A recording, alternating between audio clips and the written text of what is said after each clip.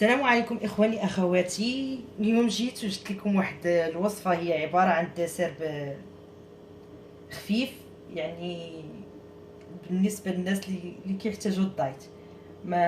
ما حلوش بزاف، وكما كتشوفوا انا ديما كنحاول ندير الحاجات اللي ما يكونوش فيها كثرت، الحاجه اللي ما تكونش فيها كثرت الدسم.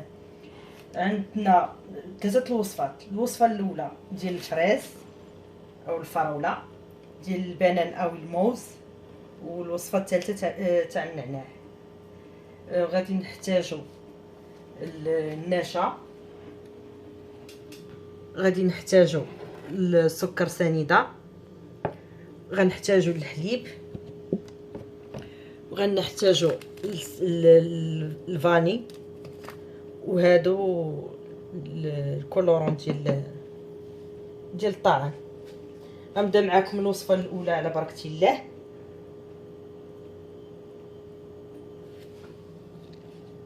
وكيبقى لينا هذا الكوك غير للتزيين، هذاك اخر مرحله انا غنوري لكم. غنبدا معكم اول مرحله.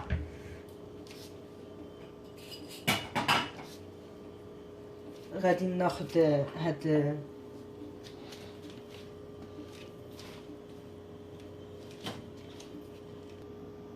اول حاجه غنبدا لكم بالوصفه ديال النعناع. غادي ناخذ هاد الوراق تاع النعناع، تقريبا انا خديت واحد 5 ديال العروشه، حيدت لهم الوراق ديالهم، غسلتهم مزيان، ومن بعد خديت لي الوراق تاعو.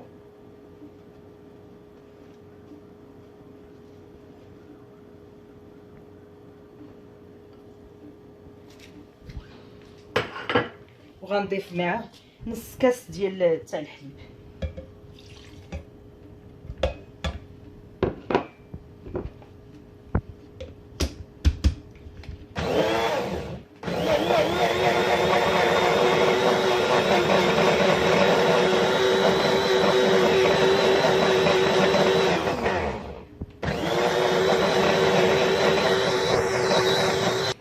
كما كتشوفوا اخواني اخواتي، انا منين عصرت هذا النعناع تاعي مع نص كاس تاع الحليب، غادي نصفيه.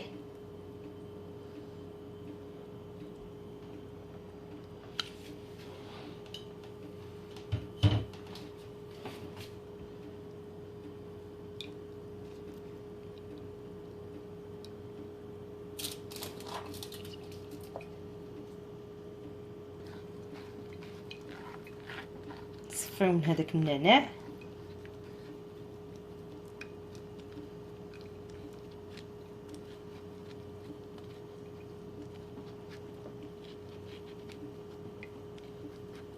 كما كتشوفوا انا صفيته.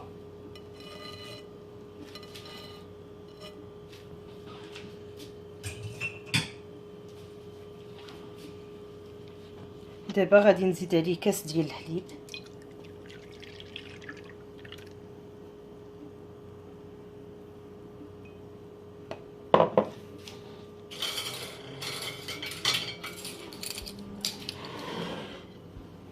غناخذ مايزينا،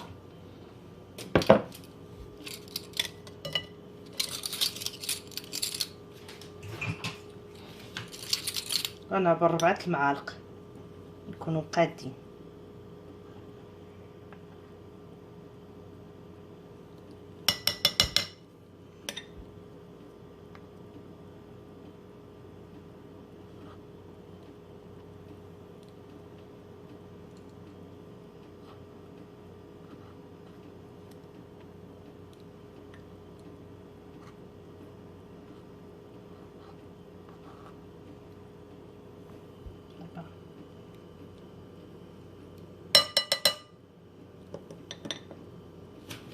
غناخذ السكر،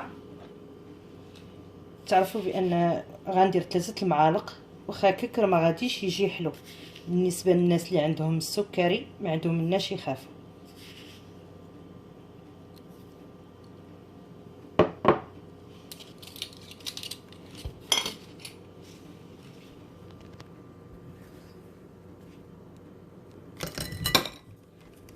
دابا غنضيف هذيك الساشيه وحده تاع فاني خليط، وغدي واحد 2 نقيطات من هذا. حتى 3.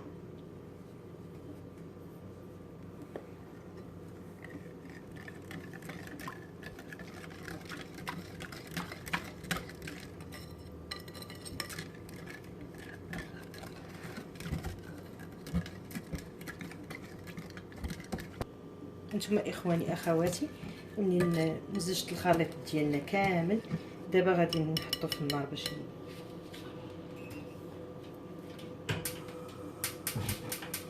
نديرو في درجه تكون متوسطه.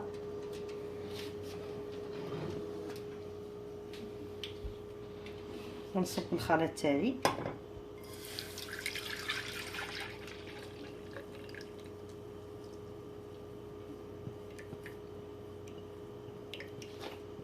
ما كتشوفوا، وغادي نبقى نمزج فيه، نبقى نحركو حتى كيتقال.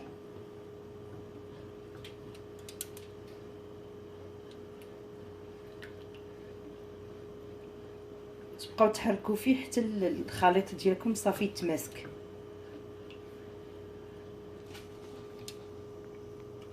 هانتوما اخواني اخواتي كتبقاو تحركوا في الخليط تاعكم حتى كيرجع جال، حتى كيتجمع.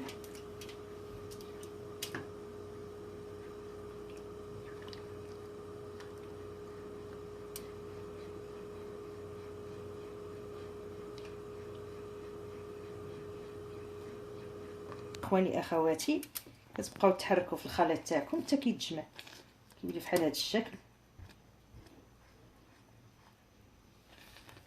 كيعقد.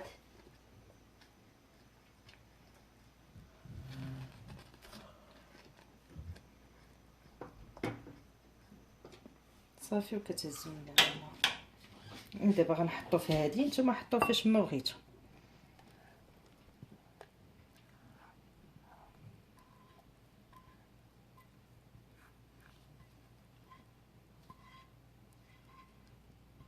هانتوما اخواني اخواتي فاش درتو في هذه دابا كتزينوه بشويه ديال جوز الهند، باش ملي كتبغيو ملي كتبرد من بعد 4 سوايع كتبغيو تحطوها في الطبق ما تلقاوش مشكله معاها، كيولي الجوز الهند لتحت في الصحن، وعاد الفوق كتشكلوا باش ما بغيتو، مكسرات ولا بالفواكه ولا اللي بغيتو. هانتوما اخواني اخواتي هذا ديال النعناع منين سال خويتو هنا ودرت ليه جوز الهند، غنخليه ياخذ حراره المطبخ، ومن بعد غادي ندخلو الثلاجه واحد 4 سوايع وغيكون جاهز. انا غنمشي معكم دابا للمرحله الثانيه. غادي ناخذوا الفراز تقريبا واحد 7 ديال الفريزات، ماشي مشكل يكون فريش ولا يكون كان عندكم وحطيتوه في المجمد، ماشي مشكل. هانتوما اخواني اخواتي حطيت هذوك السبعه الفريزات اللي عندنا، كما قلت لكم يكونوا فريش ولا يكونوا ديجا عندكم في المجمد ماشي مشكل.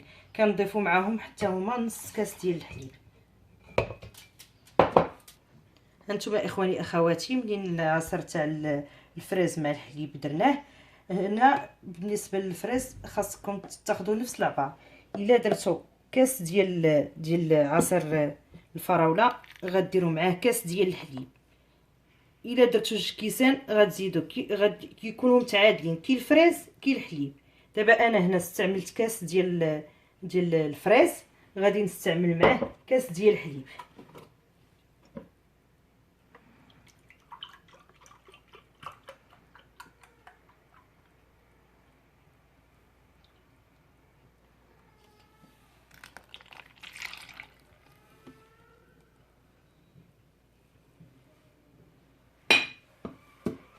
غادي نستعمل 2 ديال السكر سنيده حتى 3 المعالق، ندير على 2.5. وكما قلت لكم واخا ديروا 2 المعالق او 3 ما كيجيش حلو بزاف. دابا غادي ندير مايزينا تاعنا 4 ديال المعالق يكونوا متساويين.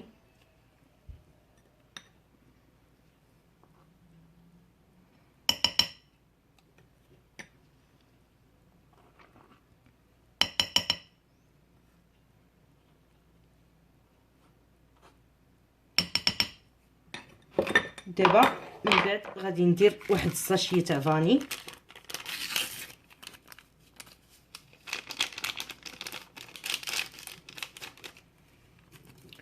وغندير الملون تاع الفريس، ندير واحد 2 نقيطات حتى 3.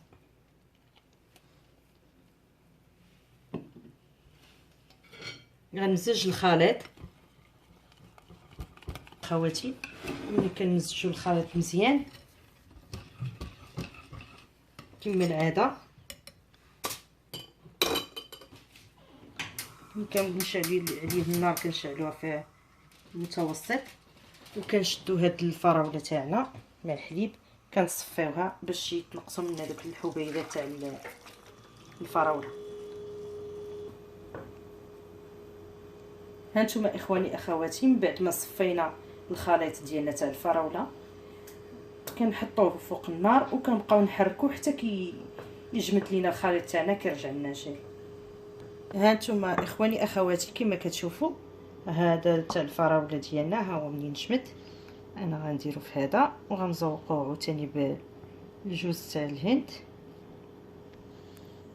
هذا تنديرو في واحد اخر كما قلت لكم، كتديروا بهذا الجوز الهند من الفوق. فاش كتبغيو تحطوه على الصحن كيجيكم ساهل الطريقه، ما كيخسرش لكم الديكور ديالو، المنظر ديالو ما كيخسرش. دابا غنحطو باش ياخذ الحراره ديال المطبخ، ومن بعد حتى هو غندخلو للثلاجه 4 ديال السوايع. هانتوما اخواني اخواتي، هذه المرحله الاخيره تاع الموس كما كتشوفوا نفس الطريقه. عندنا موزه وحده وعندنا نص كاس تاع الحليب. انا دابا حاليا كنعطيكم انا المقادير، وانتم على حسب الاشخاص اللي موجودين في الدار. قد ما الا درتو 2 تاع الموزات غديروا كاس الحليب، قد ما كتزيدوا في الكميه كتزيدوا في الحليب ديال الموز كما العاده. تقريبا شي كاس فيها شويه. شوفوا مابقاش بزاف شويه. وغنديروا كاس ديال الحليب.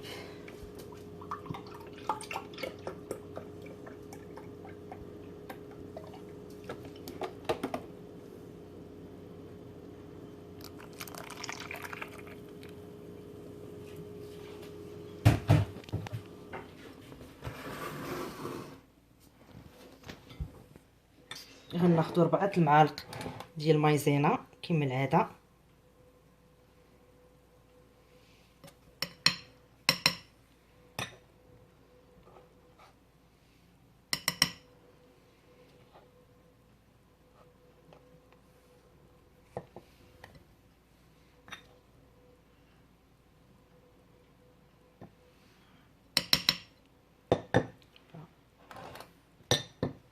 غناخذوا السكر سنيده كما قلت لكم. البنان الاغلبيه غيقول لك راه حلو ما نديرش السكر، والحق كونوا على يقين ان هذه الوصفه هذه ما كتجيش حلوه، كتجي ناقصه، حيت مع المايزينا ما كتجيش حلوه. نزيد واحد الساشيه تاع الفاني، وغنديروا الملون، ندير واحد 2 نقطات حتى 3. غنمزجوا الخليط. ملي مزجنا الخليط ديالنا حتى هو غادي نصفيوه بحال الفراوله. كتعرفوا البنان حتى هو كيكون فيه هذوك الخيط تاعو.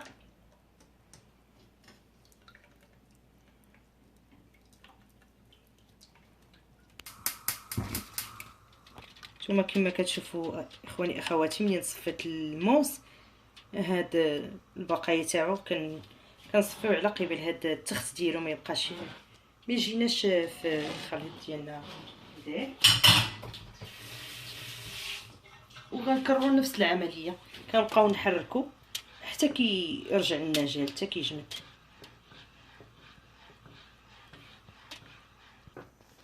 هانتوما اخواني اخواتي كما كتشوفوا،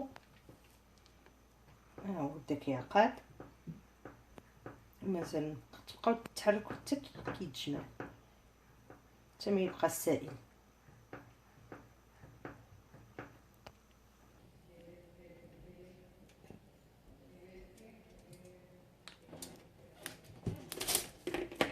هانتوما اخواني اخواتي الطريقه ديال الموز كتختلف شي شويه. كتعرفوا بان الموز كيكون ثقيل باش ما يلصقش لكم في الاناء اللي غادي ديروا. كتاخذوا واحد النقيطه صغيره تاع الزيت وكدهنوا هادي باش فاش كيبغي يتحيد تحطوه في طبق التقديم يجيكم ساهل، ما يخسرش ليه الديكور ديالو. غير شويه هنا في القاع وشويه هنا في الجناب، نقيطه ماشي بزاف ما تكثروش. خواتي ها هو تاع الموز تاعنا. كنديروا الجوز الهند هنايا باش حيت فاش كتبغيو هذا كديروا الطبسيل كتقلبوا كيولي الجوز الهند هو اللي لتحت وعاد الفوق كتشكلوه باش ما بغيتو. هانتوما اخواني اخواتي كما كتشوفوا هذا هو الديسير ديالنا اللي حصلنا عليه. هذا ديال النعناع، هذا تاع الموز، وهذا ديال الفريس. ملي كيخرجوا كما كتشوفوا داك الجوز الهند صدق هو اللي لتحت وهنا القاع ديالو هو اللي رجع الفوق. وانتم كتشكلوا باش ما بغيتوا بمكسرات بشوكولا بفواكه نيت فريش باش ما بغيتوا. كنتمنى اخواني اخواتي تعجبكم هاد الوصفه تاع اليوم، وكما العاده كنشكركم بزاف على التعليقات ديالكم، وكنتمنى تشاركوني مع الاصدقاء ديالكم وكنتمنى من الله نكون دائما في الحسن الظن تاع الجميع. وشكرا ومع السلامه.